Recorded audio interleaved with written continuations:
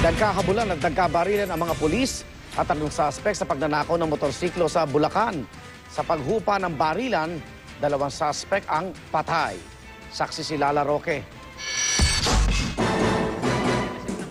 Dito sa Giginto, Bulacan, nagtapos ang buhay ng dalawang suspect na ito sa pagnanakaw ng motorsiklo sa Balagtas. Mukhang dayo raw ang mga suspect na posibleng nasa 25 hanggang 27 taong gulang. Nakatakas ang isa pa nilang kasama. Nakabarila nila ang mga tumutugis na tauhan ng Balagtas Police kaninang pasado tanghali. Matapos tangayin kaninang umaga ang motorsiklo ng biktimang itago natin sa pangalang Rose. Nang makausap ko siya kanina, bakas pa rin ang takot. Kwento niya katanghali ang tapat nang tutukan siya ng baril ng tatlong di naka-helmet na lalaki sa kanto ng Galvez at P. Castro sa Balagtas. Pansin ko siya, buntot siya ng buntot. Pinaandar nilang pilit, kaya naiwan ako. Tapos sinakyan nung nasa likod ko, tinulak na nila ako.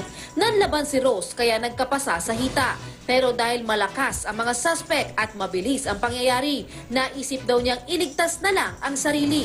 Tingin ni Rose, natiktikan siya. Dito mismo sa lugar na to, pwersahang inagaw ang motorsiklo ng biktima ng tatlong mga suspect. Ilang metro na lamang ang layo mula sa eskwelahan ng mga anak ng biktima kung saan dapat ay maghahatid lamang siya ng pananghalian. Nung mga oras daw na yon, wala masyadong dumaraan ditong mga sasakyan. Dahil sa nangyari, agad nagkasa ng operasyon ang Balagtas Police na nauwi sa madugong engkwentro.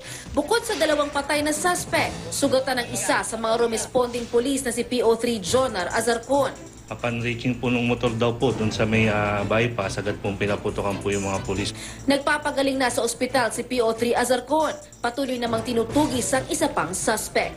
I-assure nyo lang po na meron po ko yung kasama ko o either po na asawa nyo o kaibigan nyo po para ho ma-preempt po yung ating mga kukuha ho ng motor.